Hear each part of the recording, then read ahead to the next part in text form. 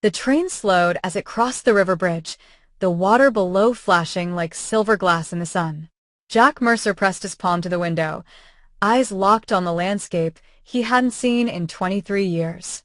Rolling fields, wooden barns, the same water tower with "Welcome to Willow Bend" painted in fading white letters. Home. He wasn't sure he deserved to call it that anymore. Jack had joined the army right after high school, like his father before him. He told everyone he just wanted to see the world. Truth was, he was running from grief, from guilt, from himself. The night before he left, he'd stood in the middle of Miller's cornfield with Eli Thompson, his best friend since childhood. They'd fought over nothing and everything. Eli had wanted Jack to stay and help with the harvest. Jack had wanted freedom. Eli threw his hands up and shouted, "You'll forget us the second you leave." Jack yelled back, "Maybe that's the point." The words hung in the air. Then came the silence. Then came the storm. Jack left the next morning. Eli died 6 months later, a tractor accident during harvest. Jack never came home for the funeral. Now, at 41, Jack was finally coming back. Not because he wanted to, because he'd gotten a letter.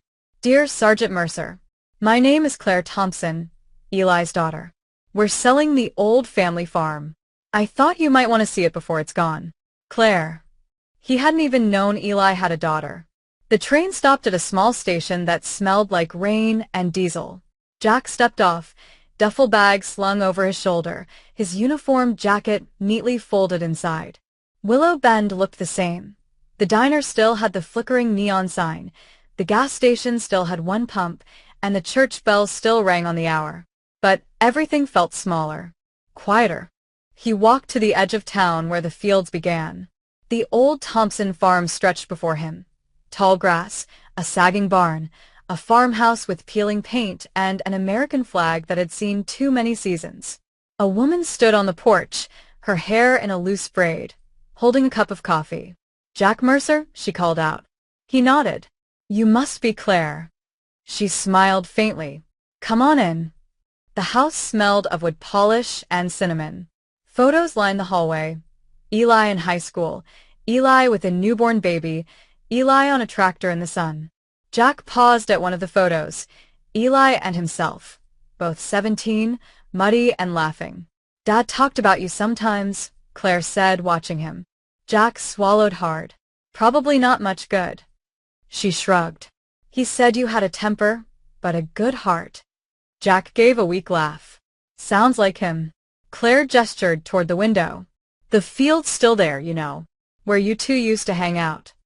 Jack looked out and felt his chest tighten. "I remember," he whispered. They walked out together later that afternoon. The sky was heavy with clouds, and the air smelled like rain. The cornfield was mostly gone now, replaced by wildflowers and knee-high grass. Only the old oak tree remained, standing like a sentinel at the edge of the field. Jack stopped there, staring at the ground. "He's buried over there," Claire said softly, pointing toward a small hill near the fence line. Jack nodded, unable to speak. "I was 6 when it happened," she continued. "Mom said you and Dad were best friends." "We were," Jack said. "He was more like my brother." Claire watched him quietly. "Then why'd you stay away?" Jack looked at her, guilt flickering in his eyes. "Because I couldn't face what I said. The night before he died, we fought. Bad. I told him I'd rather die than live his kind of life." Claire frowned. "And you think that killed him?" Jack looked down. "I think it didn't help." They stood in silence for a while, listening to the wind moving through the grass. Finally, Claire said, "You know, Dad wrote letters to people he missed. He never mailed most of them. I found one addressed to you." She handed him an envelope. The paper yellowed, the ink faint. Jack hesitated before opening it. "Jack, if you're reading this, it means you finally came back. I don't blame you for leaving. Maybe I would have done the same if I'd had the guts. But this field? It's not a prison. It's home. If you ever find yourself lost, come stand under that old oak. You'll find peace here. Ellie." Jack's hands shook. He blinked back tears. Claire's voice broke the silence. "He forgave you, Jack. A long time ago." Jack closed his eyes. I never forgave myself. Then maybe it's time. It started raining. Slowly at first, then harder.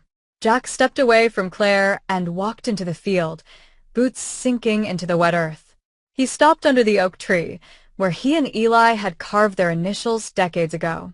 The letters were still there, ED plus JM, faded but not gone. He pressed his palm to them. I'm sorry, old friend, he whispered. I should have been here. The wind picked up, bending the tall grass like waves. And then, maybe it was just the wind, or maybe something more, but he swore he heard a voice. Soft. Familiar. It's okay, Jack. You came home. Jack's breath hitched. He looked up through the rain. The clouds had parted, and sunlight spilled across the field, golden, peaceful, endless. He laughed, quietly, through his tears. I missed you too, he said. That evening, Jack helped Claire fix the old fence by the barn. They talked about her life, her daughter, her dreams of leaving for college. Before he left, she asked, Will you visit again? Jack smiled. You can count on it. She nodded. Good. I think Dad would have liked that. As he walked back toward town, the sky turned pink with sunset. He turned one last time to look at the field, the place where he'd said the worst things, and now, the place where he'd finally found peace. A few months later, Claire received a letter. No return address, just like her father used to do. Inside was a single photograph, the oak tree at sunrise, light spilling through the branches. On the back, in careful handwriting, For Eli. Thank you for the forgiveness I couldn't ask for. I'll keep the field safe this time. Jack. The end.